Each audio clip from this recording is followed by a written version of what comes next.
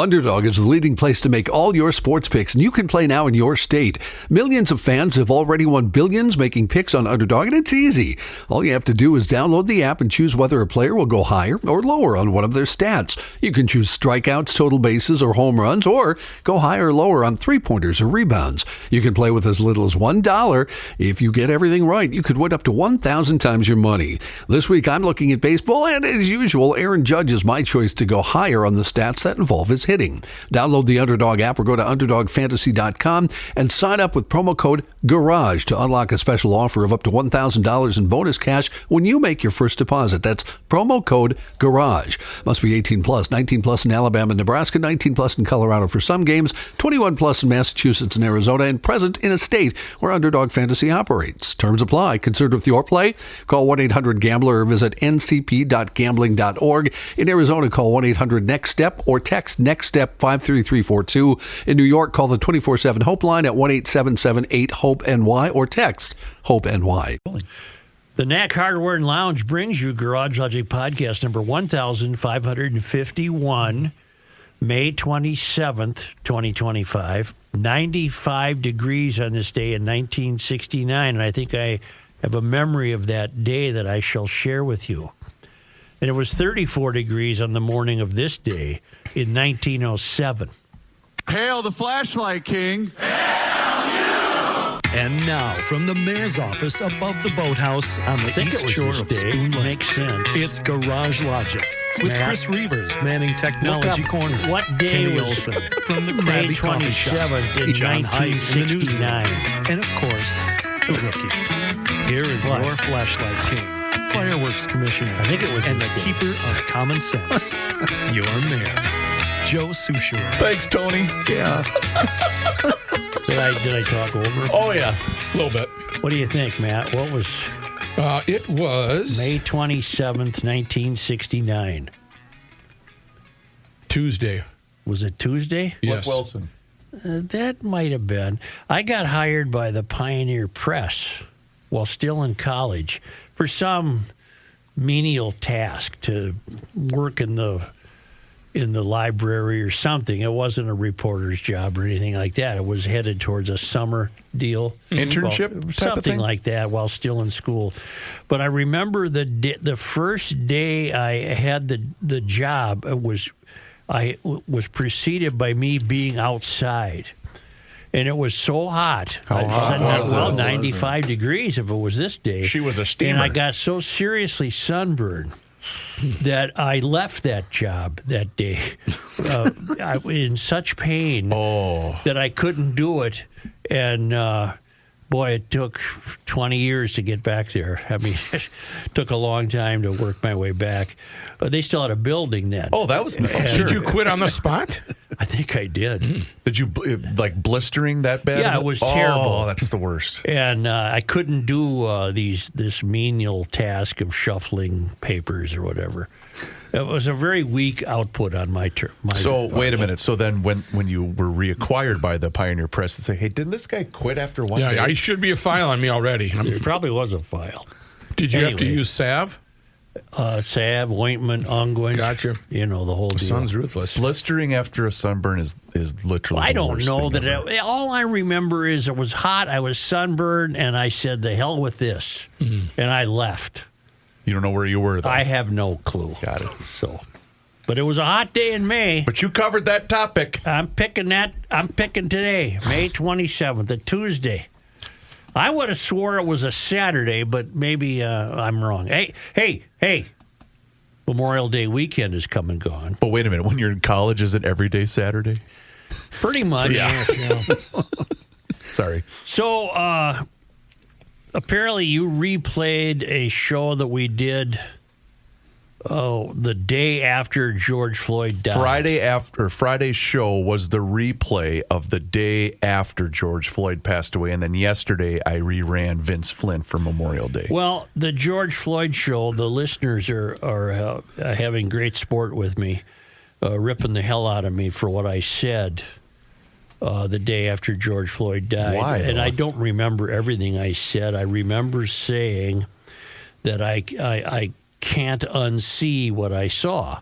that video of the neck on the knee was terribly powerful. That was an optical powerhouse of a vision, and I don't recall why the listeners are so angry. Obviously, I was violating my own 48 to 72 hour rule on not knowing all the facts of a significant incident.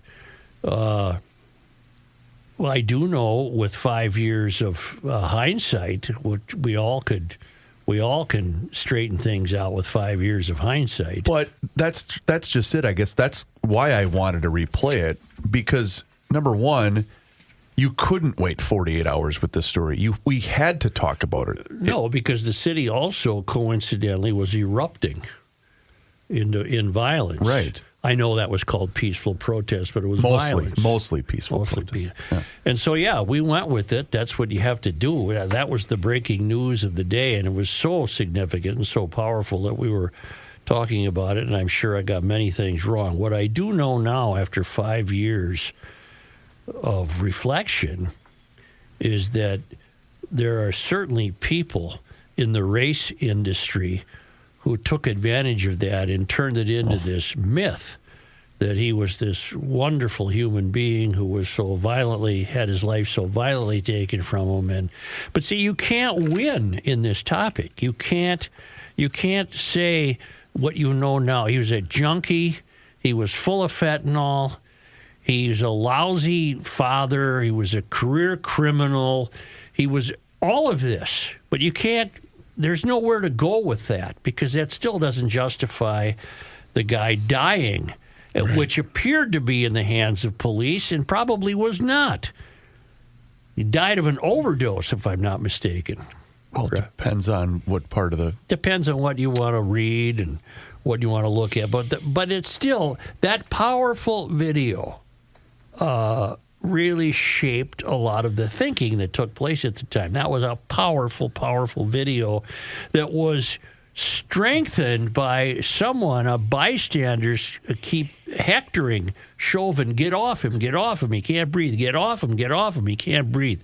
And the camera remained on that scene, and it was terribly, terribly powerful. And because remind me, the young woman that filmed it, that we all saw the video, she won something, didn't she? Didn't she win a... Yeah, she was very celebrated for that video as well. She might have been. It was a very powerful, powerful video, and nothing. You can't win. You cannot say that, because whatever you say would sound like it's tantamount to that he was worth killing. Well, no one's worth killing, no matter who they are. That's just not the way we operate in Western civilization, and certainly Floyd did not deserve to die, apparently, at the hands of police. That's still so controversial, it's hard to discern. But the myth part is what's infuriating, because nothing has changed at 38th and Chicago. Darnella Frazier. Yeah, she won a Pulitzer Prize. Yeah, the people celebrating for Floyd pretend to believe he should be canonized and that his place of death is a memorial. Well, if that's so, millions and millions of taxpayer dollars have been spent on it. Nothing has happened. There's no aesthetic pleasantry there whatsoever. He instantly became institutionalized as the front man for racial integrity. The race crowd got a hold of it and turned it into an industry, which lasts till this day. And yet you want to tell me that you're really memorializing this guy. Fry can't stop weeping, and everyone. Okay, then why is that still a dump? I wrote about that Sunday, and even the emails I got didn't get what I was saying, because they ripped me for honoring Floyd. It wasn't so much I was honoring Floyd. I was saying of the people who honor Floyd haven't done a damn thing. Mm-hmm. It's a dump. It's a pathetic embarrassment. It's full of malignant idleness. It's graffiti, and in the early days, you'll remember that it was a corrupt place that was run by self-appointed gatekeepers. And if you had the magic word, you could swing by the Sawhorse Gate and get in. But police were held in contempt, and it was a mess, and remains a mess. That's my point. It remains a mess. So what are you doing, all you people who have decided to canonize George Floyd? What have you done? You haven't done a damn thing. Nothing. You continue to hide behind that, and that's with 5 years of being able to dwell on it. Your guy, Jason Chavez, was all over it, by the way. I'm sure he was. You know, pointing or taking photos of a selfie with food trucks and whatnot in the background. Great. Right. It's not a square. It's called George Floyd Square. Squares are peaceful, shady areas, usually in the middle of sprawling cities, that accommodate quietude and peace and tranquility and reflection. This is a mess. It's always remained a mess. The people who have spent your money debating it haven't done a thing, and that's all I have on it. I don't know where to take this. It's become part of the national mystique. That and another thing, if he revolutionized policing, or certainly nothing has been done to commemorate that except throw consent decrees on the Minneapolis police and continue to not trust them, and on and on and on. It was a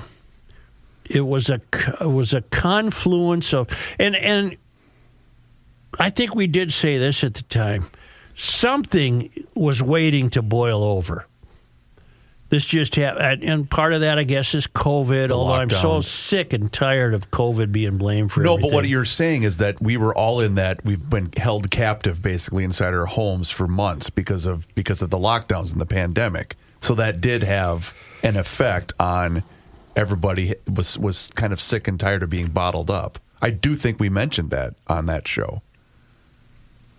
We did. There was because just, again, just what, 2 years before was the Super Bowl? Yes. It was February of 2018. And you had a Final Four. 19. April of 19. Minneapolis was functioning. Mm-hmm. And then this happened, and everything blew up. It was a confluence of the death of Floyd, collided with pent-up rage about a variety of things that had to have been building for a long, long time. Well, remember the photo, the eerie photo of those apartment structures that were under construction and were essentially, they were gone because they were lit on fire. And that morning after, you looked at that street. I don't remember what street it was in Uptown, but it looked like a third world country. That and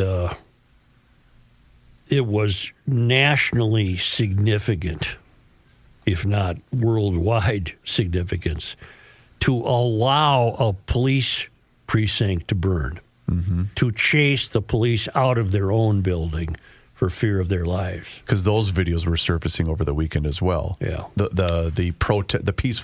mostly peaceful protesters setting up barricades outside of the 3rd precinct. Right. Before we all knew, obviously, what happened. There's a thread that Jason Chavez posted. Would you like to hear some of it? Sure. 5 years ago, George Floyd, this is according to Jason Chavez, Minneapolis Ward 9. Jason Chavez has said publicly that the reason he ran for city council was because of the death of Floyd. Mm-hmm. 5 years ago, George Floyd was murdered by the Minneapolis Police Department in broad daylight in the Powderhorn Park neighborhood. MPD initially blamed this on a medical incident instead of racism and police brutality that continue to be present today in the city of Minneapolis. What systems of oppression did not realize is that his murder would lead to a worldwide racial reckoning, a racial uprising, calls for justice, and an end to systemic oppression targeting black communities. It was a reminder of the history of police brutality and the work that is still needed today. Okay, stop, because I can't take it. Right. I was going to see a long What it did is really shine a light on what essentially is an academic movement in the failed academy. It shined a light on the way people are viewing each other in America. You're either the oppressor or the oppressed. Yeah. Yep. And so many people wish to be oppressed by pointing to oppressors.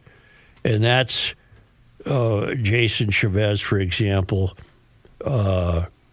would wholeheartedly buy the idea that the world is divided into oppressors and oppressed. And this myth developed that people of color, John, you're going to have to weigh in to think if you have a counterpoint, but people of color were essentially just captives of oppressors. And I don't believe that. I believe this is the freest country in the world. I don't believe any of the myth that was generated by the race industry. And none of this would have happened if Chauvin had his knee on a white guy's neck. It wouldn't have made the news. Nothing would have happened. But it was a perfect coming together of this idea that, see, look what the oppressors do. And that's been haunting the city, or if not the country, for the last 5 years.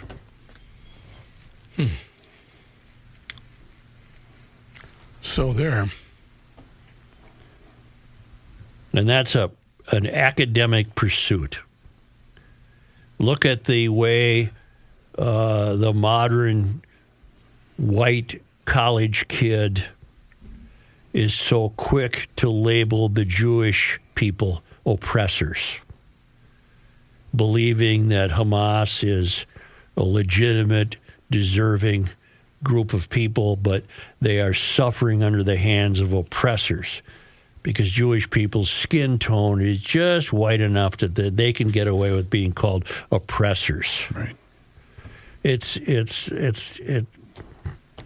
That's where we are, and none of it can go anywhere beyond that, because you can't say you can't wash your hands of Floyd's death and say, "Oh, so what?" You can't do that. Shouldn't be done. No. But that's how the oppressors are being viewed.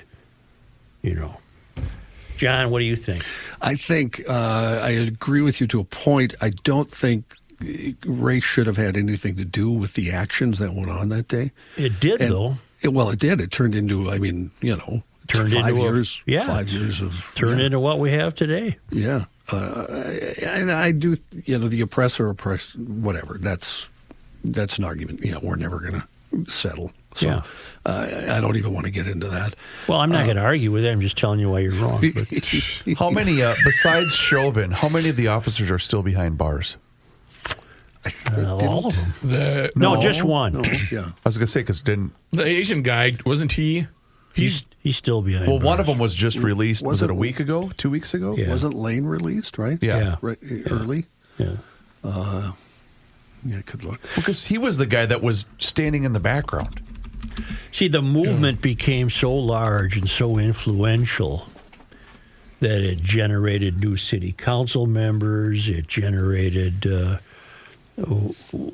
very weak governing because Walls sided with the oppressors. Well, we waited 3 days to call in the National Guard. But the point of it becoming such a large force is that I don't see it getting reconciled. I do not Ever. have any optimism.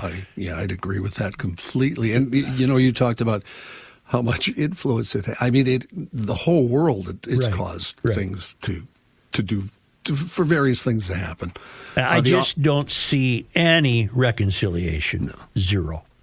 No, especially if you go to social media. Right. Oh boy, you'll see no reconciliation. Well, and that was playing out, John, all weekend. I know. You saw, avoid it, yeah, I did too. I really did. But then you'd see somebody would post a photo that they were either there, and then that just turned into everyone ripping each other. Yep. The officers, by the way. Yeah. The Asian officer, Tu Tao, is scheduled for release November 3rd of this year. Okay. Alexander, I believe it's pronounced Kong, is now on supervised release in January of this year. And Thomas Lane released in August 2024. So Chauvin and Tao are the two still in custody. And it's such a powerful movement that in the event Chauvin's conviction was overturned, for example, which I don't think Trump's that stupid. Maybe. He's got a lot of stupid people around him. But if and he's stupid too. I'm going to play you something in a minute. I'm going to play you something in a minute. Well, he's not stupid. He's not stupid. He's different. Was that with all due respect? With all due respect. Not a lot of guys wear their red MAGA hat at the West Point graduation. That was a nice touch. Yeah. And then he didn't shake hands with any of them, which is a 200-year-old tradition. And I can identify with this. He had a tea time. He had a tea time. It was like you when you're going to play golf. That's right. I can identify with that. It's like us at the state fair. Yeah. He's got to go. I got to go. I got to go. Even though they cleared it's empty when he shows up. He gets to play the course. It's not like he was going to put his ball in the coil there and wait for his turn to go to the first tee. Oh, what do you got over there? Where was I? I don't know. Oh, if Chauvin's conviction was overturned, there would be the same rioting and looting that you saw 5 years ago. Yes, there would be. Yeah. Do you think it would make any difference because he obviously has to stay in jail? That if he pardoned him, he has to be in jail for the state term. Yeah. Would that make any difference to rioters? No. No. John, because you're acting as though they would act with reason and logic. Well, I've been thinking that a lot about America lately. Well, never but John, really that's an happens. interesting point because here is the point of that. The movement is so powerful that any excuse will pass to riot. Yep.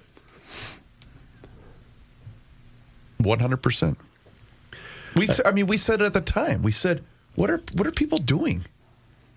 I've been telling you that GLers need guys, and I'm going to include even the legal profession. Bradshaw and Bryant, personal injury attorneys. If you're like me and many other people I know, you might find the whole how do I handle the insurance company a bit puzzling. It can be hard to deal with, so you need someone on your side. That's important. Mike Bryant from Bradshaw and Bryant and his team are there to explain your rights, represent you, help you in a tough time.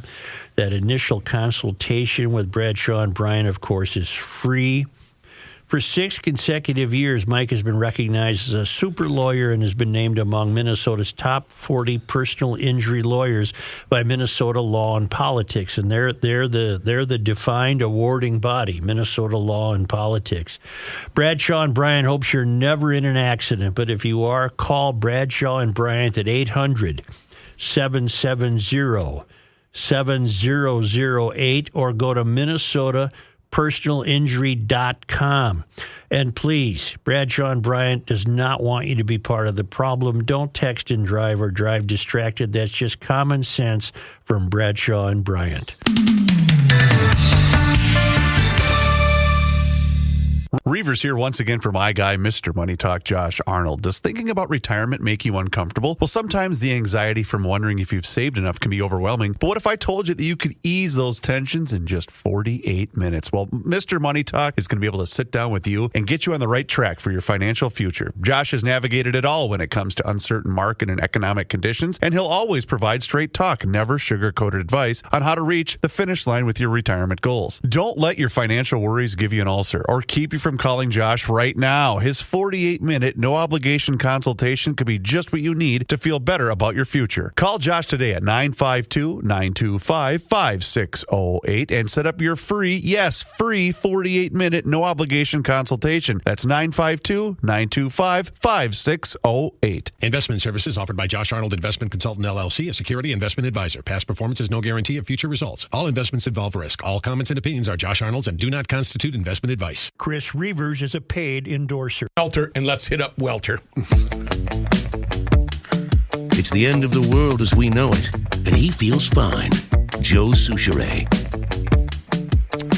You know, the Welter family for 116 years have been helping Minnesotans stay warm, stay cool, and do all sorts of great stuff in the Twin Cities metropolitan area. It's welterheating.com.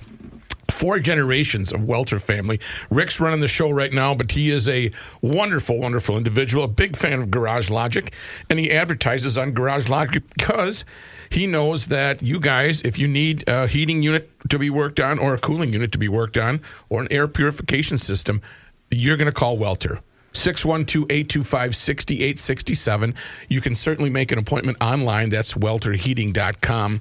There's also a blog section that you can click on a question, and it may have the answer for you. It might be a self-fix, and you might not have to have anybody come out. But if you do have someone come out, they are trained, certified, wonderful, wonderful guys and gals that will work on your heating or cooling unit or air purification system. They serve the metro area, and once again, that phone number, 612-825-6867. Remember, air condition or heat your shelter with the fine folks from Ray N. Welter. Our president is a strange cat.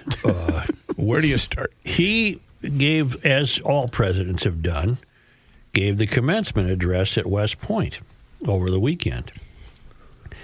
And he said many things that brought cheers. And then all of a sudden, he started talking about William Levitt. You know who William Levitt is? Levittown? Sure. Yes. William Levitt was a guy who revolutionized housing post-World War II, and suddenly there was a home to buy for the GI, and they were out east, and it was, just acres and acres and acres of these homes that people were buying, and a lot of homes. It made Levitt a fortune. Now, why Don started talking about William Levitt is beyond all of us. We don't know.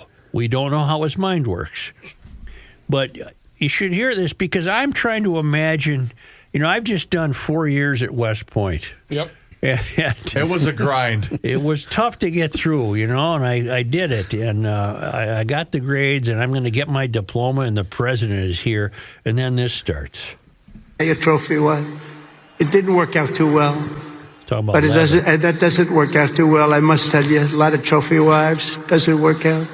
Yeah. But it made him happy for a little while at least. Yeah. But he found a new wife.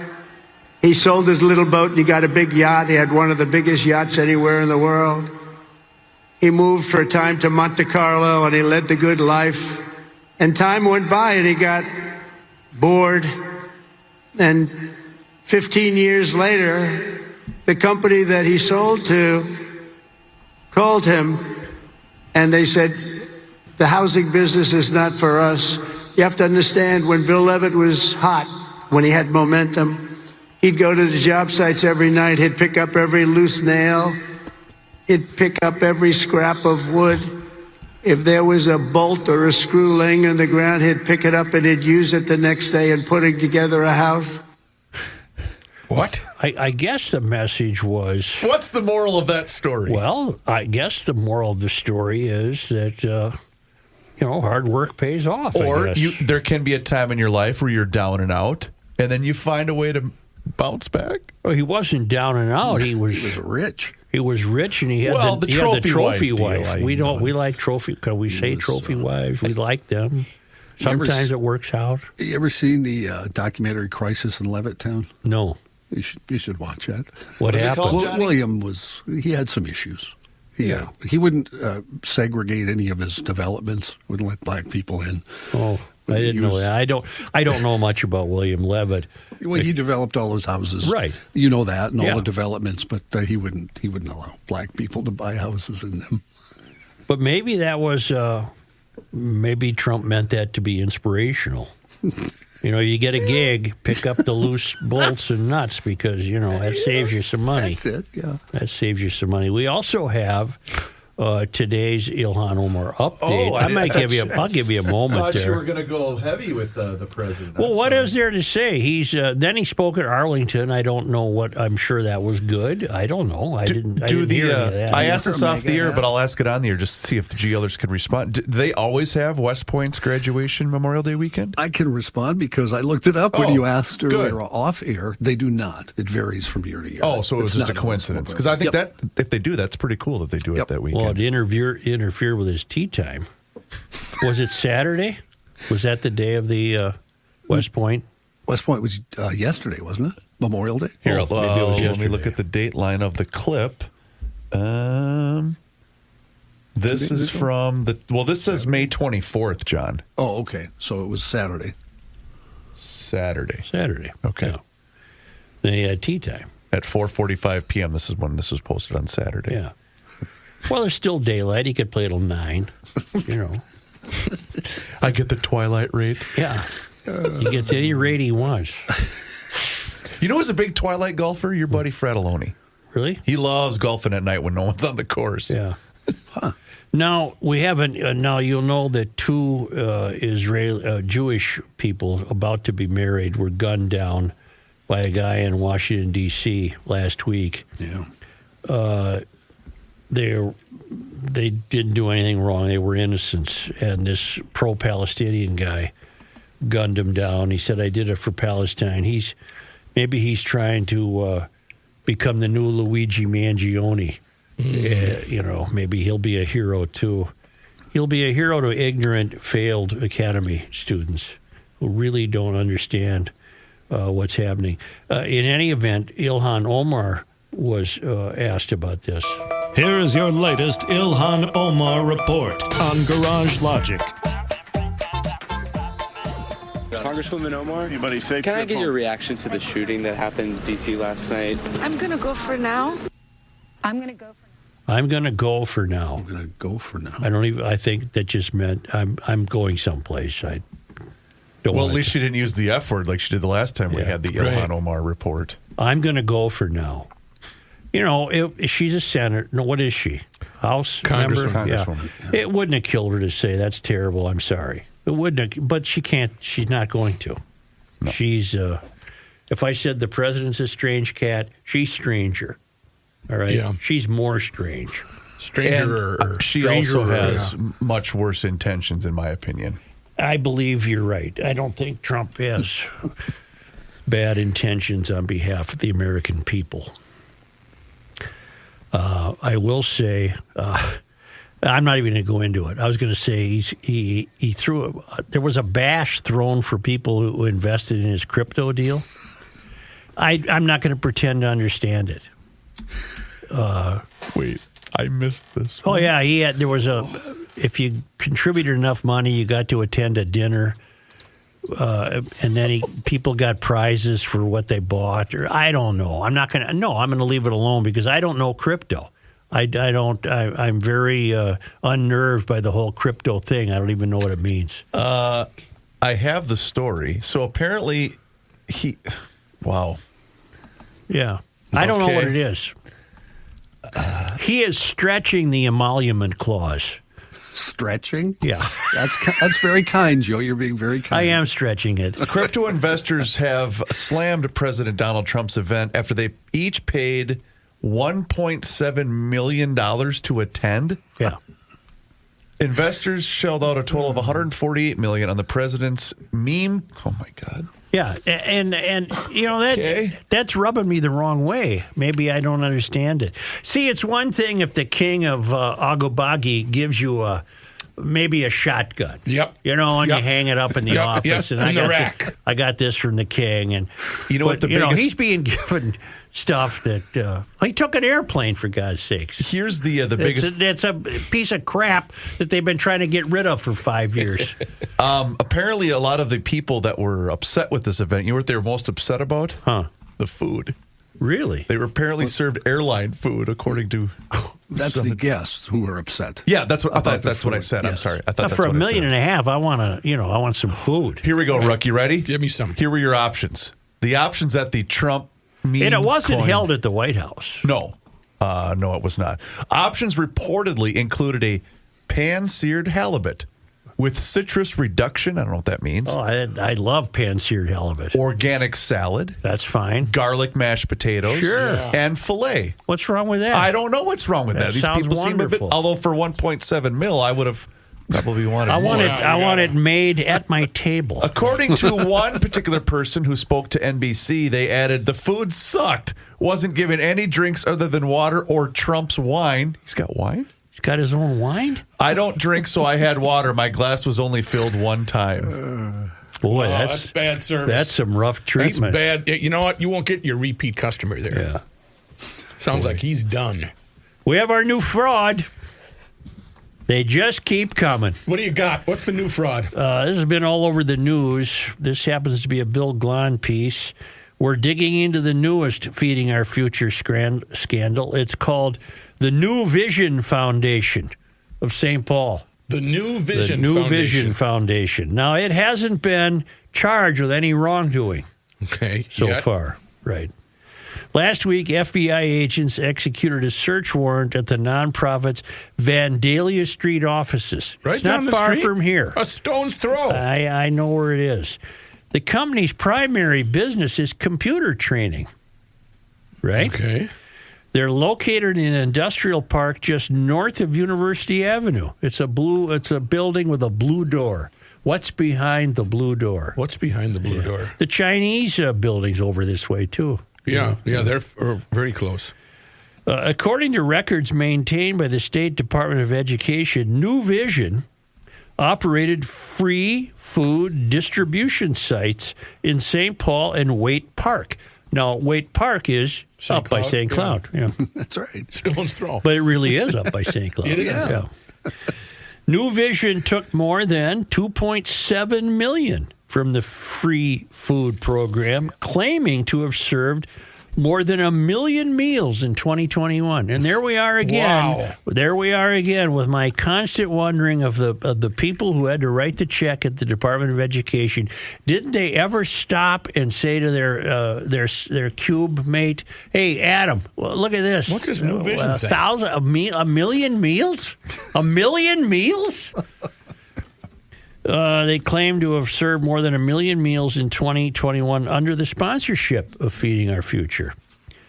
After the fact, the nonprofit's board commissioned an independent financial audit for 2021.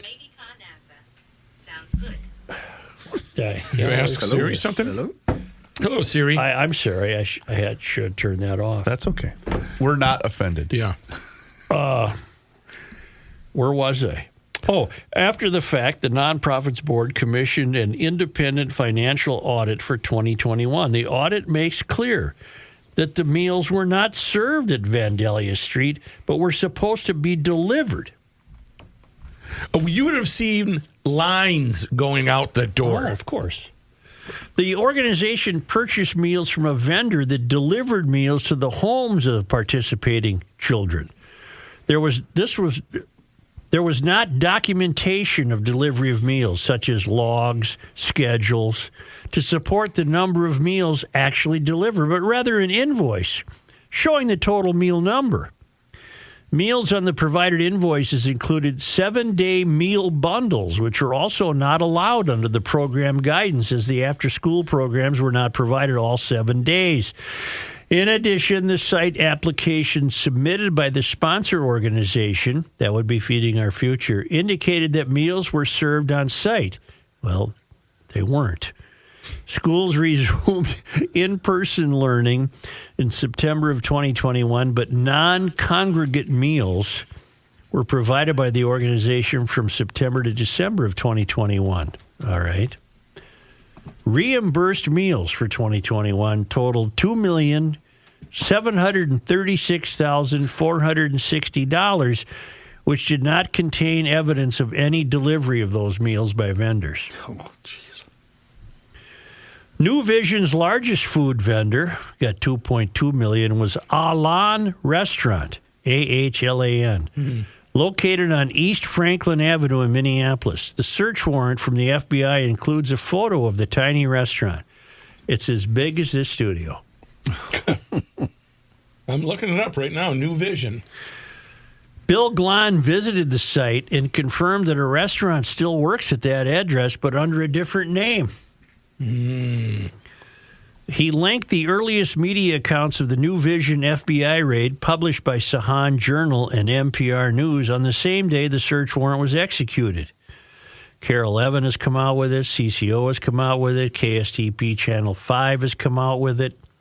Star Tribune has said something. The The nonprofit boasts on its website grants and donations from corporations and foundations such as 3M, Target, Comcast, Wells Fargo, Thrivent, and Greater Twin Cities United Way. In addition, New Vision Foundation claims support from Ramsey County, Minnesota DEED, which is Department of Economic Development, and the city of St. Paul. Bill Glan has previously documented grants from DEED. As for Ramsey County and St. Paul, this report describes one 2023 grant. Ramsey County has chosen New Vision Foundation to train the next generation of diverse local, just a minute, I have to itch my eye. Got it. To diverse local software engineering talent to train that new group. With $1.2 million in funding from the Federal American Rescue Plan invested in partnership with the city of St. Paul, 30 young people of color from Ramsey County will learn everything they need to contribute to our tech workforce. So the taxpayers of St. Paul sent money to the Blue Door. The idea for this new program was born 5 years ago when the New Vision founder, Hussein Farah, and a redacted CEO were both Bush Foundation fellows. The report indicates that New Vision may have also received a small grant from Kandiyohi County. To repeat, no charges filed. What this looks like to me, if I might just take a stab at it.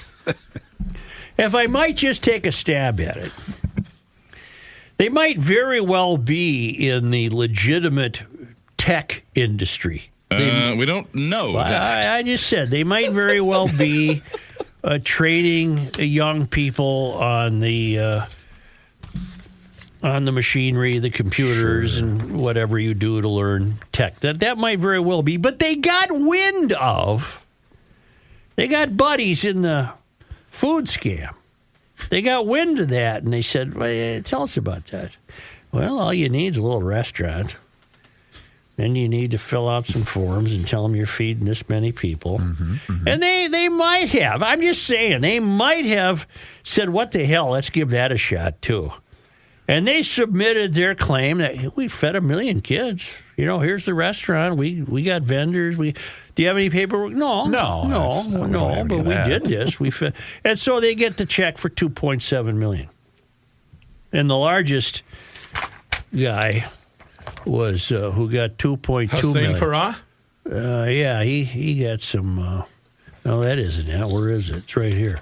Who got the $2.2 million? Their largest vendor. Ilhan Restaurant on Franklin Avenue in Minneapolis. Yeah. And the vendor got. The largest vendor was Ilhan Restaurant on Franklin Avenue. They got $2.2 million. I can tell you this: they're very thrifty people.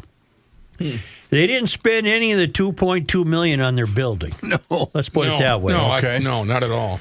The building looks like an abandoned one-car gas station. Yes. Yeah. In fact, that's very legitimately what it might have been someday, an abandoned one-car gas station. That's the Ahlan, A-H-L-A-N restaurant on Franklin. Hey, but it looks like it's got a nice little deck off to the side. Well, for about 2 people. Yeah. You know what for summer. You know what a creative real estate agent would have called that? It's got a basketball hoop, too. Isn't that? No, that's a stop sign. That's a stop sign, yeah. A creative real estate agent would have called that place cozy. Cozy. No, yeah. a creative real estate agent would have said, full of promise. There you go. Yeah. Full of promise.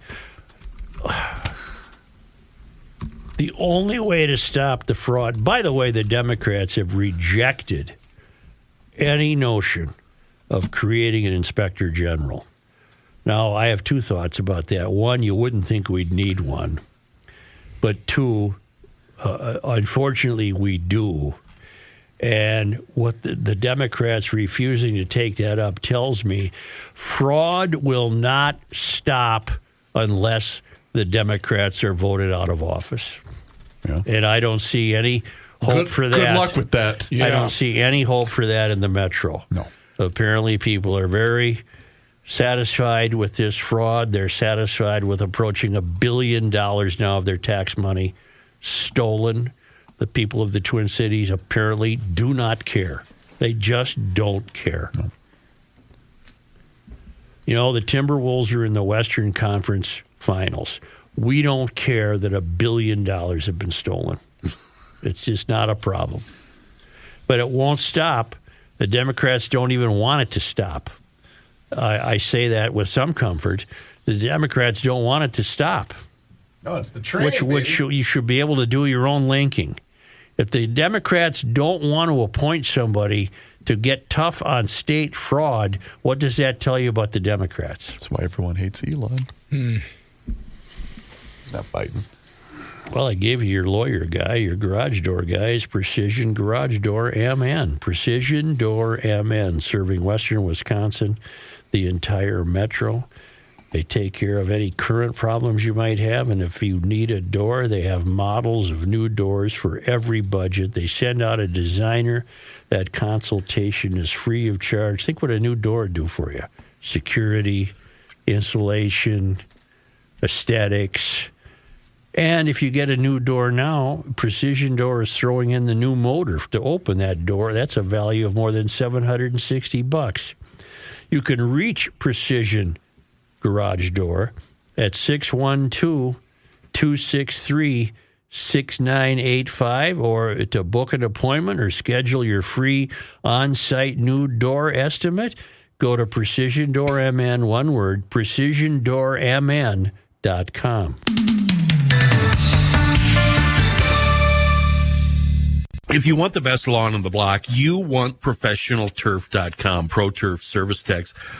Pretty busy right now assessing lawns and customizing slow-release fertilizer and weed control plans that will give you the best lawn in your neighborhood, all guaranteed for superior results and environmentally safe. That's a plus. That means no more weeds, no more bare spots, no more thin, sad grass. Log on to ProfessionalTurf.com, sign up for a free lawn analysis, and you know what? While you're there, spend a little time. Check out their amazing landscape projects. And ProTurf also services irrigation systems, too. ProTurf, exceptional lawn care, landscape, and irrigation service. Check them out. Schedule that free lawn care estimate right now. ProfessionalTurf.com. The earth is not your mother. The Joe Souchere Show. How about North American Banking Company, huh? Mm-hmm. They're the best in the business. And here's the deal. If you own a business, then I'm going to tell you right now, you're going to be better served if you decide to go with North American Banking Company, because they have one philosophy and have done that, Joe, since 1998. They made a promise to deliver a better banking experience for their customers where you know your banker and they know you. I thought I did slow down. What does an orange light mean? Slow down. Slow down. What does an orange light mean? Anyway, nabankco.com. That's the website for North American Banking Company. And you do get that feeling anytime that you walk in any one of their 6 Twin Cities locations, whether it's Roseville, 50th in France, Hastings, Woodbury, Shoreview, or Maple Grove. They offer all of the services as the other big national banks, whether you're looking to buy a home, maybe finance a new home renovation project with a home equity line of credit, or maybe get that new car that you've been thinking about. The experts at North American Banking Company are going to be able to help you out. And they also offer all of the same online and mobile banking options as the other banks, but the key difference is you're going to get that unparalleled service of a community bank. So check them out again online, nabankco.com. It's banking done differently. North American Banking Company, member FDIC, is an equal housing lender. Joe? Maybe you and John Heidt can answer this question. If you go to let's say you wanted to go to yesterday's Twins game. Well, you'd have to fly to Tampa. I'm sorry. What was yesterday? Monday? Yeah. Sunday's Twins game. Sunday's Twins game. Yes, sir. Everything's digital now. Yep. How would you buy a ticket from somebody standing outside the ballpark? So I did this very thing on Saturday. I took the boys to the ball game. What do you do physically? I looked at StubHub first because I wanted to see if they had any deals in the secondary market. They didn't really have much, so I went to the gal at the gate, right, the counter, and they text them to you. You didn't answer my question. Oh. I run into a guy. He's standing there. And he says, hey, I'm selling 2 tickets. How do I buy the tickets from him? You can transfer tickets on most apps, but then you'd have to. I'd be very wary. Okay, so you need an app to do that. Can I help you? You need a wallet. That's phone wallet. why they've done digital tickets to get rid of the guy on the street. Okay, so if I wanted to go to Sunday's Twins game, I'm sure tickets were available. Yeah. I would have gone up to the ticket window and just bought tickets. Or, like John said, you can go to the secondary market, whether it's our guys at Ticket King, StubHub, whoever, and you can buy them digitally online. I only use Ticket King. Sure. Yeah, that's how you would do it. And then they transfer them digitally, like John said, through the MLB Ballpark app. Okay, but for even Ticket King to do it, I would need the app. Yes. Here's John Heidt in the newsroom. We get that cleared up for you? 2025. Not quite the Brian Harper tirade, but come on. I don't like any of this modern BS. The only thing I want to hold a ticket. What if a kid wants to have a ticket and put it on his bulletin board in his room to remember a game? That's the only thing I do miss is being able to have, because, I want to thick cardboard ticket. Get it in a frame. Yeah. I have hundreds of concert tickets, and now sometimes I can't get a real ticket, and it drives me nuts because I want to add it to my tickets. Yeah. I don't have any tickets. Okay. Here's John Heidt. Okay, then we're cleared up. This news is brought to you by North American Banking Company. A couple other sports notes besides how to get Twins tickets. Yeah. Right. The Wolves couldn't quite make it over the hump last night. Losing to Oklahoma City 128-126. They now trail in the best-of-7 series 3-1. The winner moves on to the NBA Finals. Game 5 in Oklahoma City tomorrow night. Of course, if the Wolves would lose that means they're done in Oklahoma City. Too hard to pick when you see what happened Saturday night. I don't understand it. Why can't they play like that every night? They're going to beat them. They're going to beat them. Making a call right now. You want to put money on that? Nope. Okay. I guarantee you everybody on this show said to their family, God, now Joe's going to say, why can't they do this every night? To the point where I was in a group text with your Monday Night Sports Talk host that said that very thing. Yeah. Joe's response is going to be, why can't they play like that every night? Unbelievable. I don't recall a lead like that in a game. 42 points they won. Especially a Western Conference Finals. Mother of God. And congrats to the Minnesota Frost. The Walter Cup will stay in Minnesota after the Professional Women's Hockey League team. The Frost won the championship for the second year in a row.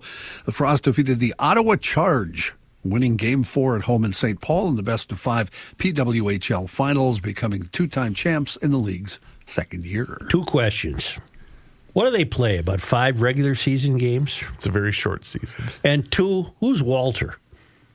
Oh. Look it up. The Walter Cup for women's hockey. Who's Walter? I believe it's in honor of the Not Big Walter Lebowski. Bush, I bet. No, the Big Lebowski. Could be. This isn't Knob. There are rules. This is not Knob, Smokey.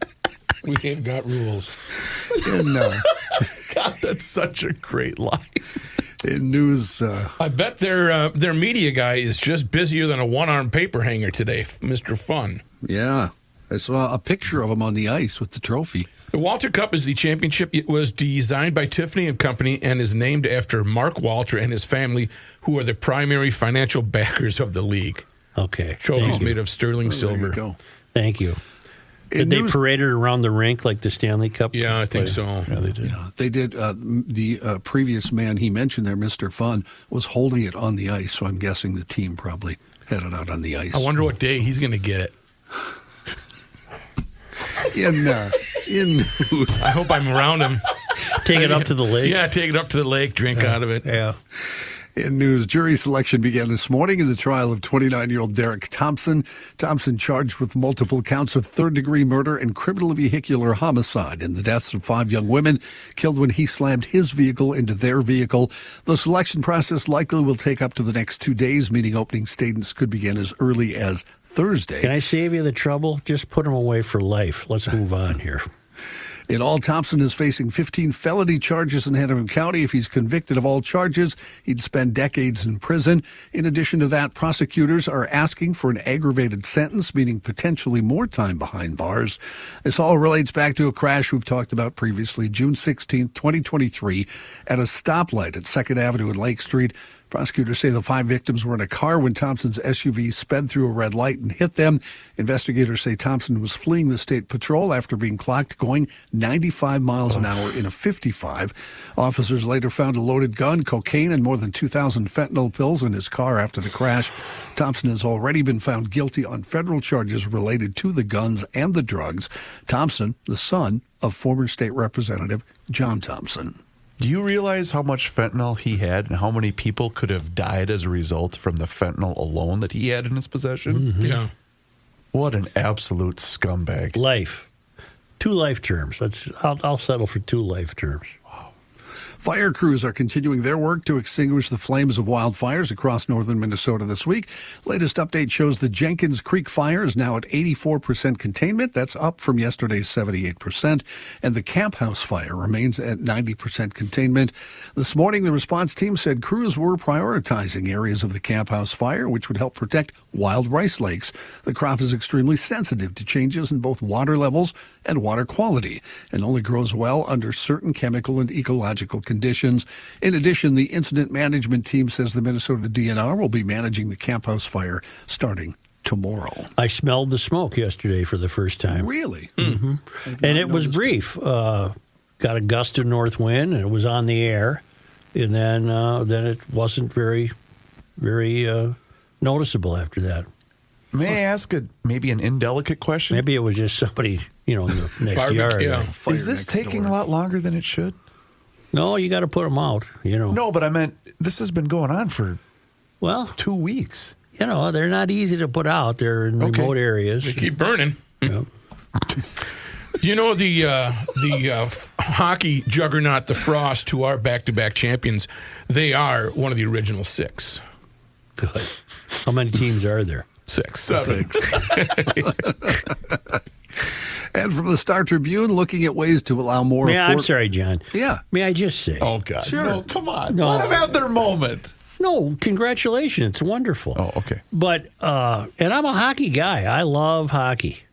But I think women's basketball players are better at basketball than women's hockey players are better at hockey. Okay. Women's basketball more closely resembles a real basketball game. No, don't say it that way. Never mind. Hey, let me remind you of something. The men's game is what you're trying to say. Well, never mind. I just think women's basketball might be a notch above. Didn't you also say that women's hockey has drastically improved? Oh, my God. It's unrecognizable compared to even 10 years ago. They're fantastic players. Okay. Yeah. All right, then. From the Star Tribune, looking at ways to allow more affordable housing, the Blaine City Council 4 years ago agreed to let residents build accessory dwelling units, the backyard tiny homes often called mother-in-law suites. But the city hadn't received any requests from residents looking to build one until homeowner Alex Pepin put an application in earlier this year, and now that sparked a debate that has prompted the city to reconsider the whole idea. Pepin, who runs a nonprofit serving the homeless, asked for a permit to build an accessory dwelling, an ADU, in his backyard, hoping to rent it out to a family in need. David Heim is a resident in the area. He said everybody's upset. The neighborhood is up in arms over this. The Planning Commission approved Pepin's request, but then the City Council, citing concerns about density and Pepin renting out the unit, voted 5-2 to deny it. Now the council has put a year-long moratorium on accepting requests for ADUs so it can rethink the city's rules. Pepin said it's disappointing. We're just trying to do an allowable activity in the city. This is an allowable means to get affordable housing for people who need our help in the community. For now, anyway, it looks like it'll be a year before they consider it again. Blaine Mayor Tim Sanders voted against the request, said he thinks the pause on ADUs is needed so officials can reevaluate the city ordinance and determine any unintended consequences. Getting an idea over there? Is that what you're getting? Look, if you build a little house in your backyard, can I live there? Yep. Come on down. Little small house. He took his head out the door. What time's dinner? It's been done before. Can I have dinner there? Yes. Can I say we should take a little break at this point and hear from the mayor, Mr. Susher. I hope you took advantage of this marvelous weekend that we just concluded and got out to EcoFun Motorsports in either Forest Lake or Burnsville. What a fun recreational experience it is to get to an EcoFun, the electric bike capital of the world, but also scooters and motorcycles and wave runners and side-by-sides and youth recreational equipment. They got Scoot Star bikes that are really cool. They got a headlight like a motorcycle. They're really neat looking. And you can leave there with the perfect fit, the perfect equipment, because Kalen Bloom is the expert on electric bikes. They might even have a few Yamaha generators left over when Tim took in a big truckload of generators this winter. And they have service, of course, and apparel and helmets. But you can leave there with an electric bike suitable for all your riding needs. You'll get the right handlebar height and the right seat and the right tires, everything. And if you haven't picked up your stuff yet, there's still, maybe you need to pick up your scooter or your bike or have it delivered. Call 612-321-8867, option 3. It's EcoFun Motorsports in Forest Lake / Columbus. It's immediately west of 35 on Highway 97. A couple of roundabouts and you're there. Boom. Great big parking lot for test riding that electric bike. And also EcoFun Motorsports in Burnsville on the Service Road of Life near County Road 42.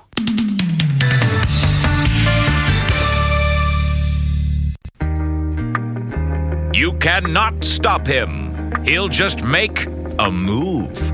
Joe Souchere. Speaking of making a move, I would like you to make a move on this because this is going to be gone really quick. Escape With Us Vacations, my sisters, Maria and Teresa, are planning a fantastic trip. You're stepping back in time with a stay at Tombstone Monument Ranch and Cattle. Yep. I didn't realize how close to the border this has got to be cool. It's going to be really cool. There's a whole bunch of stuff to do. It's September 3rd through the 7th of this year. It's a 4-night package that includes round-trip air to Phoenix, comfortable motor coach transportation, 4 nights accommodations at Tombstone Monument Ranch, breakfast, lunch, and dinner daily, and 4 ranch activities. You can get more if you want to, plus nighttime entertainment. I also want to say there's a really cool, each room has its own town staple. There's a jail, a marshal's office. Shut up! A bordello, a newspaper, and a courthouse, etc. That's cool. You can sleep in there, you mean? That's your room. That's the. I'd sleep in the newspaper office. Yeah, I know you would. Your feet up on the desk? Yeah. The sample of what you'd be doing every day? Let me just tell you, quick here. There is a cowboy breakfast at the Chuck Wagon. You got to have a Chuck Wagon. Then you can go for a slow ride. There's lessons, live music in the saloon. You can also go for a fast ride on the horses. There's so much to do here. I only have a minute. Archery, shooting. Yes, that's a possibility. I would want the line where it led to the slow horses. I think I'm a slow horse ride I want guy. a slow horse. I want a slow one. Well, it's all available on their website, escapewithusvacations.com. And a little teaser, September 2026, there's going to be a Croatian yacht again. That's going to be a blast. I can't wait to go on this trip. You'll no sooner get back from the Dude Ranch and you'll have to go to Croatia. It's bing, bang, boom. We don't sit around here at escapewithusvacations.com. 651-788-4338. Make sure that you tell them that you heard it on Garage Logic and you want to book that trip to Tombstone. Thanks, Rook. In national, international news, if you're keeping track, if you have a scorecard, the tariffs are off again for the time being anyway. I mean, look at the market. It's up, way up. Good. President Trump has agreed to extend a deadline to negotiate tariffs with the European Union by more than a month. They were inspired by the trophy wife speech. Yep. Yeah. On Sunday, the president on social media wrote he was pushing his deadline back to July 9th after a, quote, very nice call with Ursula von der Leyen, the European Commission chief. His acceptance of that date means the deadline is close to what it was previously before he threatened a 50% rate. He had set a deadline of July 8th for both sides to talk before that. As Joe said, the Dow Jones up 708 as of about a few minutes ago, the NASDAQ 460 and the S&P 117. At least 12 people killed, several others wounded following a massive Russian drone and missile strike on Ukrainian cities Sunday.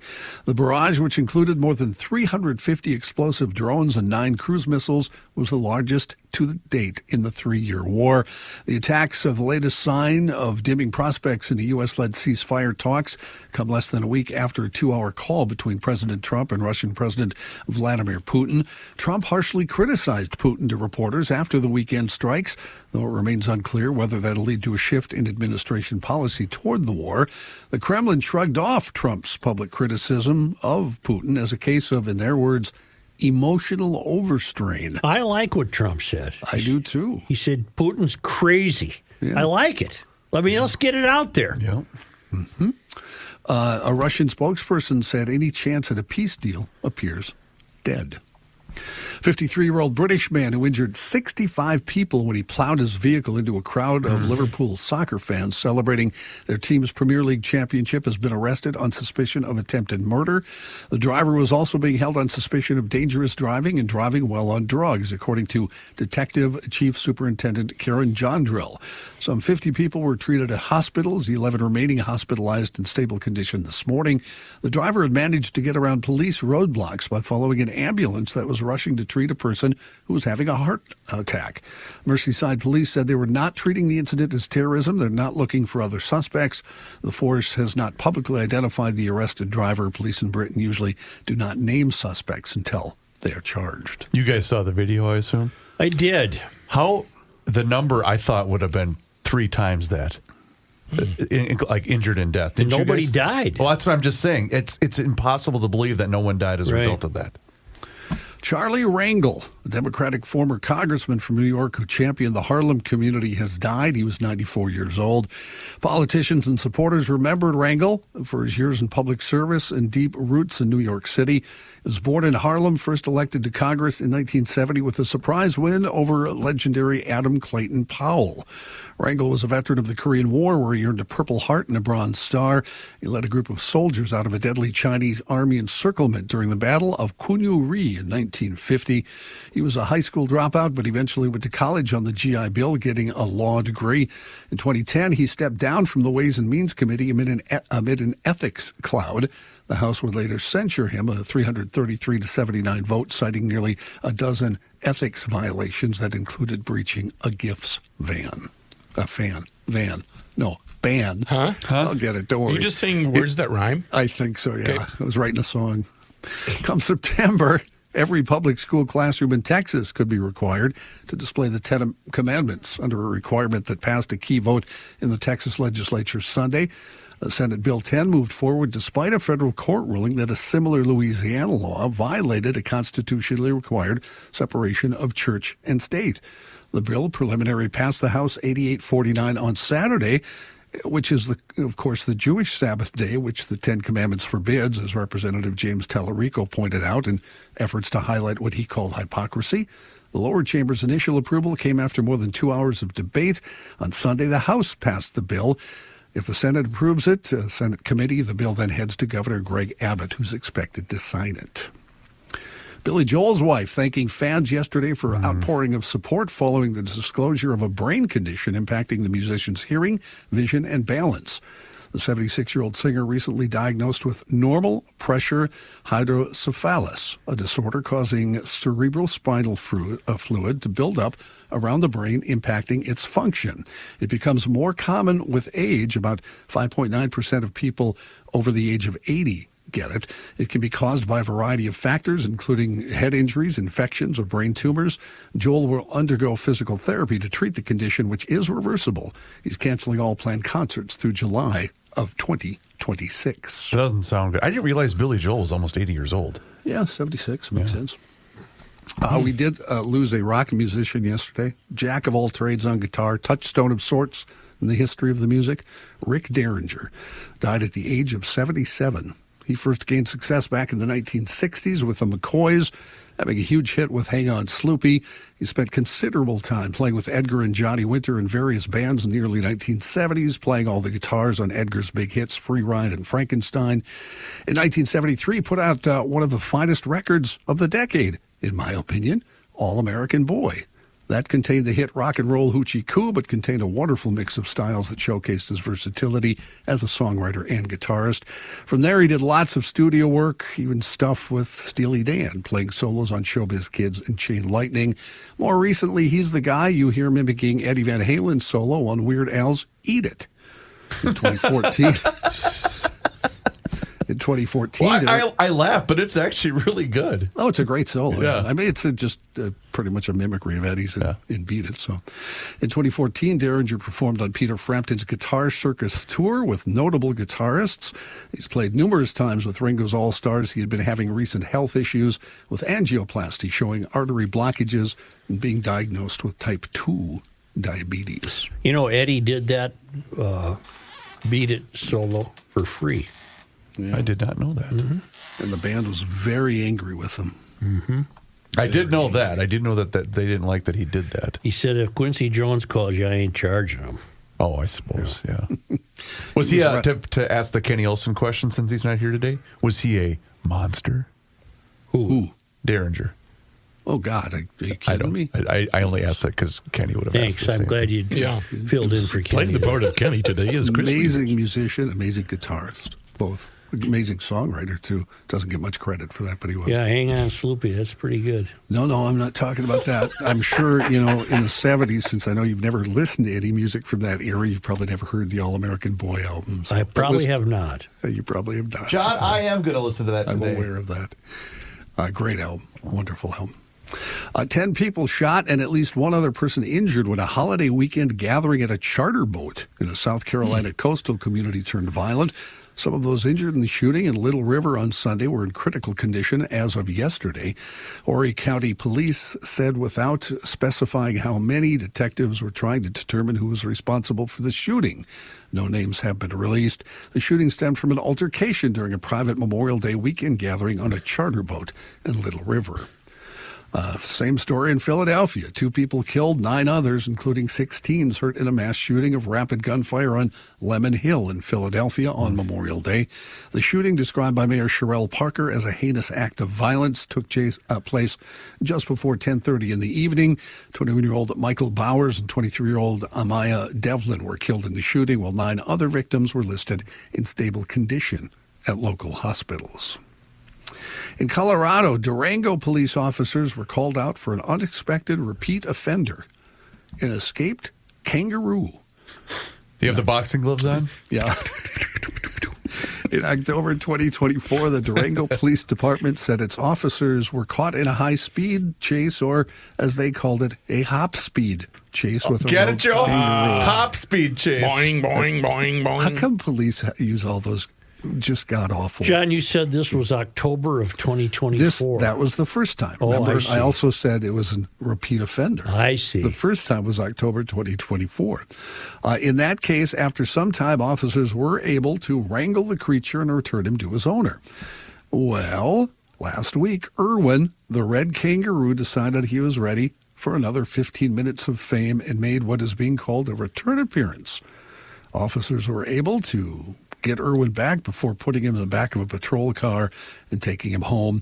You can, if you're wondering, legally own a red kangaroo in Colorado, according to Parks and Wildlife. However, you must comply with all federal, state, and local laws.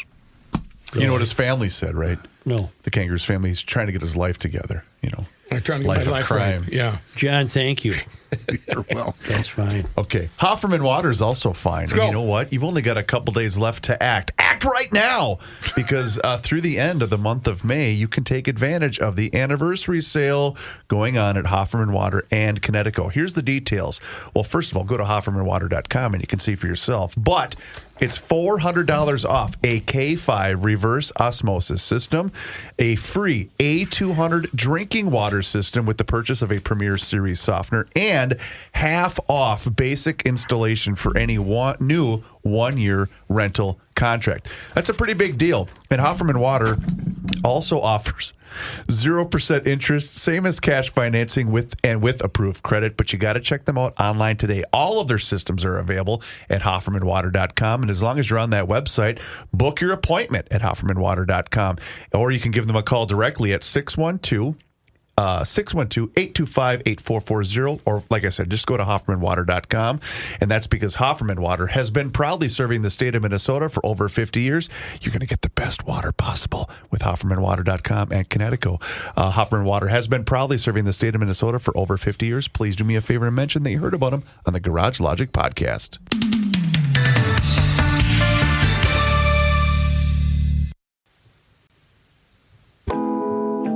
Here's a man who spends hours in hardware stores, sifting through the nuts and bolts of life. Joe Souchere. Get this. All you who have mocked me over the years. The list is long. Mitch emails me that there's somebody on KBid offering the auction of 3,500 wheat pennies. Wow. For about $6. That's what, $35 worth of wheat pennies? Sure, yeah. Yeah. I got some. I don't have 3,500 of them. How many you got? Maybe I can tell you a story about that. I had a big Kent Herbeck beer cup. They must have been at the ballpark one time, No. And it was full of what I called rare coins. They probably weren't. No. But a kid I used to have said, can I have some of those coins in your... And I said, sure. And, he took the whole thing. So, for all I know... he did ask the first. Kid's going to be a millionaire, but some of these coins might have been fantastic. Only because... Now, get this. Get the schedule of the traveling linemen's. Listen to this. Right. We departed Marloth Park, South Africa, on Saturday, just this past Saturday, May 24th. We traveled to Minnesota. They're here visiting friends and family. All right. To attend their granddaughter's graduation. We had 3 flights. The first flight was 55 minutes. That was just Nels Pruitt to Johannesburg. Okay. Then a 2-hour and 25-minute layover in Johannesburg. Second flight was 11 hours, 5 minutes, Johannesburg to London. Then 5 hours, 40 minutes layover in London Heathrow. Third flight was 8 hours and 40 minutes, London to Minneapolis, St. Paul. Total flight times with layovers, 28 hours and 55 minutes. Wow. Pass. Counting travel to the airport and arriving several hours for an international flights and counting time in MSP getting luggage and picking up the rental car, 36 hours. From the time we woke up on Saturday in South Africa until we went to sleep Sunday, 47 hours. Wow. Isn't that something? Yes. But, that's something. Again, because he does more work than any of you have ever done. Right. Did that stop him from providing today's This Day in History? The most interesting part about that to me was it takes 3 hours longer to fly to Johannesburg from London than it does to the U.S. That's interesting. Well, that's because I bet Johannesburg's farther away. Thank you. Yeah. On this hey now. Wow. You guys locked that one down, huh? Yeah. He's the moron here is saying, gee, it takes longer to fly to Johannesburg from London than here. Why do you think that would be? I guess that was surprising to me. I didn't realize it was Africa farther. Ain't small, Thank you. On this day. And it's South Africa. She's way down there. That's right. On this day. Southern part. May 27th. In 1825, Ojibwe author, historian, and legislator William Whipple Warren was born in La Pointe, then Michigan Territory, on Madeline Island. Wow. Moon, was a name I can't pronounce. He later moved to Minnesota and built a home and trading post at Two Rivers near Royalton. He finished his historic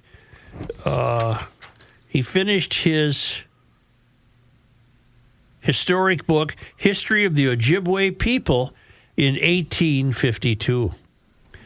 On this day... Today is May 27th, Joe. In 1858, in Eden Prairie... Was it called Eden Prairie then?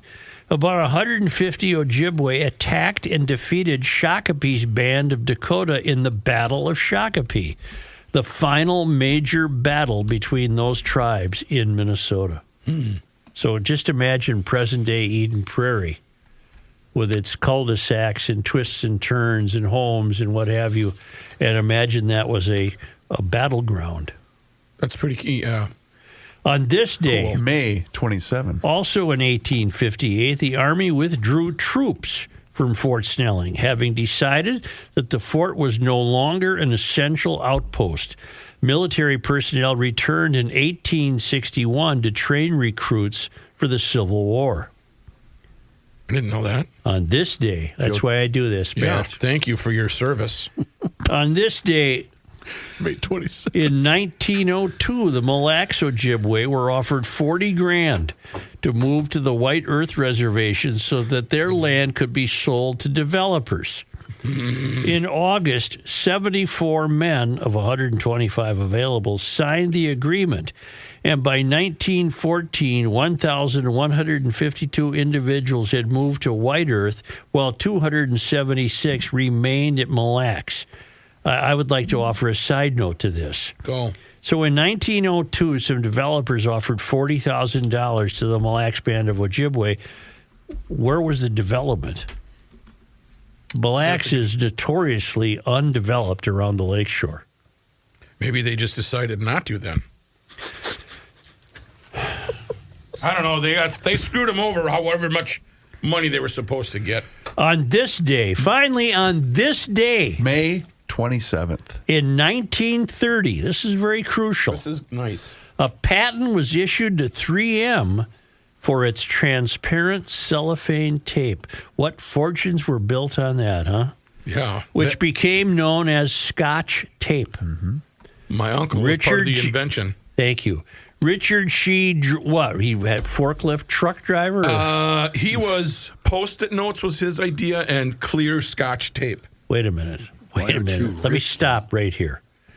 Post-it notes was his idea. Yep. And he was in on the invention of Scotch tape. Yes. What are you doing here? I'm still working at Garage Logic. I got to think he is a very well-to-do man. He's no longer alive. So, no, he's not a well-to-do man. Was he a well-to-do? Yeah, he was. He made millions and millions. Well, whose brother was it? My dad's brother, Rick. I'm so full of shit. Wait a minute. Wait a minute. See, I'm buying it. I'm buying the whole thing. You know what? Because here's why. I'm buying it. So your uncle wasn't in... No. God Uncle dang John, it. Uncle Jeff. No, they never. Oh, God. But here's why. Here's why I knew I could float that trial balloon and you would bite on it. You're such a Do you know why? person. There's only one reason that you bought into my story. Why? 3M. You love 3M stories like that. I do? You do, and I knew I was playing on your 3M softness that you would just... Okay. Yeah. Not only did I know he was completely full of shit the whole time. I'm thinking, why hasn't he told me this before? That's what I was just going to say. You've worked with him for 700 years. How is this the first time that would have ever come up? Have you pulled this every time on this day of history? Probably. Because we had this last year on this day. I think it was, but I just did Post-it notes. I don't think I included the Scotch tape in prior. On this day in 1930, a patent was issued to 3M for its transparent cellophane tape, which became known as Scotch tape. Richard G. Drew of St. Paul had developed the product from his earlier invention, a pressure-sensitive masking tape used as a border while repainting I've told cars. the story many times. Yeah. Well, it was Richard Drew because he wanted to kind of remain. Yeah, he didn't want to go with Mikulski. Right, yeah. it was too common. On this day in Minnesota sports disappointment history, Rick. Did you know that Scott, 3M had a mascot? No, I did not. Scotty McTape. I'm totally serious. Like a dressed up bear? Big or? tape that Print and television advertising. Tartan design, and in the 50s, mascot Scotty McTape appeared on TV. Hey, Scotty! Newspapers. He would just go like this, too. So, because mascots can't talk. Let me ask you something. Yeah. Let me ask you something. You knew you had me, right? Oh, then for why sure. did you blow it? Why didn't you just leave it as that was your Because uncle? as soon as you were going to read the name, Yeah, you started pressing me on it, and I just ran into an audio dead end. Yeah, you ran into a dead wall. I ran into And a as dead soon wall. as he said wall. Rick, Chris and I Yeah, well, immediately he knew said what Rick. As soon as he said Rick. I usually can sniff it out pretty good, but I don't want to wreck the bit. So I'm like, he's full of shit. I don't know anybody named Rick. On this day in Minnesota sports history, Rick Welter. 27th. 1944, the Minneapolis Millerettes played their first AAGPBL game and lost to the Rockford Peaches 5-4. Isn't the Rockford Peaches the Tom Hanks movie? American Association of Girls. I bet I figured out this anagram. American Association of Girls Professional Baseball League. Close. What is it, John? All American Girls Professional Baseball League. Well, our girls lost to the Rockford Peaches 5-4. Isn't that right? The League of Their Own? Isn't that the Rockford Peaches? Yes, something like that. Yeah, it is. I think, yeah. On this day, Rick was the manager. Yeah, Rick was the manager. On this day, His uncle. in 1974, somebody in Fenway Park threw a cherry bomb into the Twins' dugout. Really? That was a failure. Minnesota sports. Did anybody failure. get hurt? Doesn't say that. Okay. I think if that caused a major injury, we would have known about it throughout history. Probably. Yeah. What year was that? 1974. I wonder if Papa Up was there. 74, I might have been I was there. just going to say, is that the day you lost your wedding ring to Blyleven? You know, it could have been. It was buried in a Phil Roof's catcher's mitt. And I went and dug it out. I got to get back down there. Yeah, I got to get back to the dugout. In those days, you could go in the dugout. Yep. You know. Say, that's it, GLers. Thank you. And we'll give our best to Rookie's Uncle Rick. Yeah, Uncle Rick. I hardly knew ye. Please do us a favor if you haven't done so already. And you should subscribe to the Garage Logic YouTube channel. Because on that YouTube channel, each and every single day, you can watch the show live. Yeah, that's right. We're on the TVs now.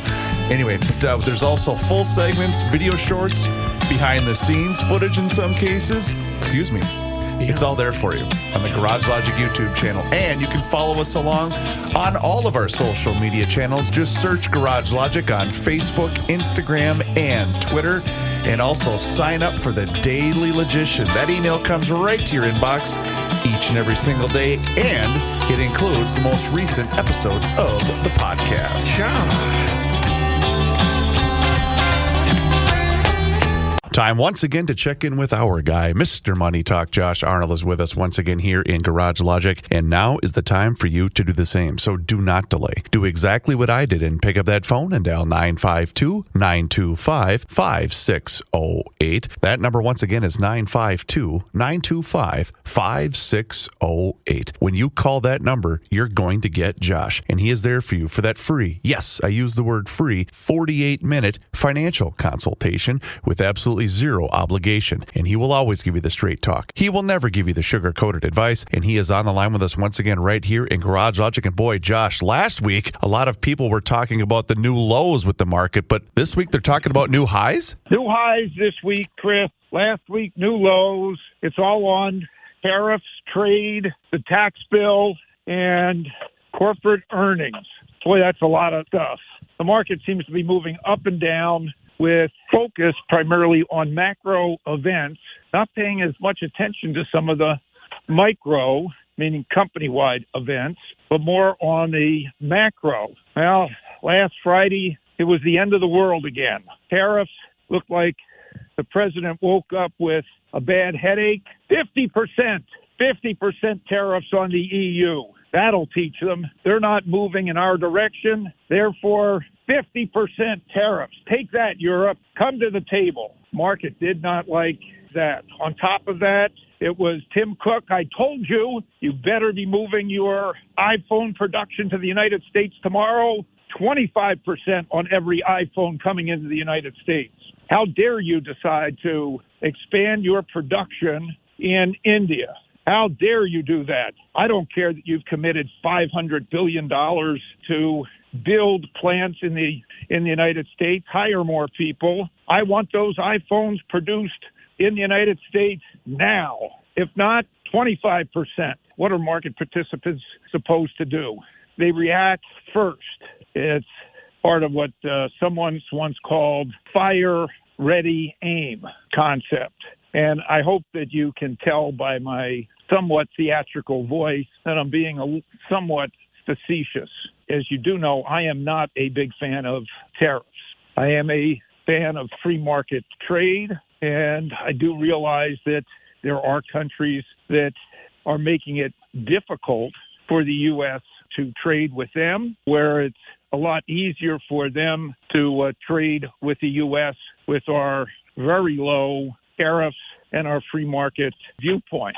I am not unsympathetic to those businesses that have been harmed, of course, by tariffs or the potential of tariffs, because as I've said, they do raise prices both for consumers and for businesses as part of the supply chain. And it is very painful, I'll say, as an investor and as an advisor with these, I'll say, this horrendous volatility. Not that it wasn't seen or could be seen happening in the last fall. And as I did tell clients last fall after the election and at the start of this year, after 2 very good years that we've had beating the indices, do not expect 2025 to be as good a year. It will be a year of intense market volatility, and that's why it is important to keep up to 30% in cash with the balance invested in quality growth names that can take advantage of some of the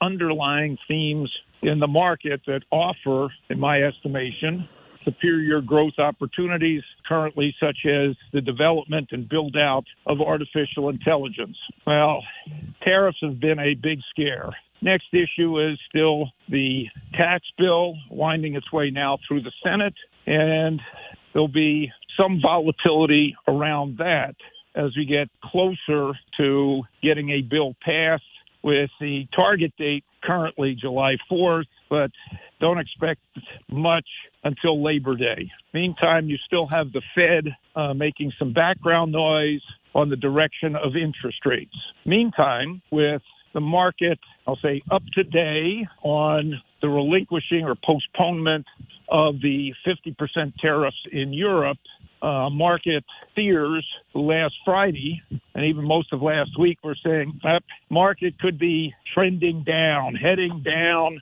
and hitting new lows. Today, out of the same mouths, market could go to new highs before the year is out. Stay tuned on that one. All I will say is the market will continue to be volatile. You are better, particularly for those people who are in 401ks. You are better to stay invested in those 401ks, particularly the stock-oriented funds, because in dealing with mutual funds, or actually any investment where you're adding to it on a regular basis to take advantage of dollar cost averaging, and you should actually hope that on the day that your money gets invested, the market is down so you can buy more shares. Over time, the market represented by the S&P has averaged on a long-term basis, not every day, and it doesn't go on a straight path. The S&P has averaged long-term 10% per year. Pretty good return at that. Again, that's not every year, and the market is not a bank. But in a 401k or any place where you're adding money systematically every month, stay invested, be able to buy those shares on the dip, and you will be rewarded for that on a long-term basis.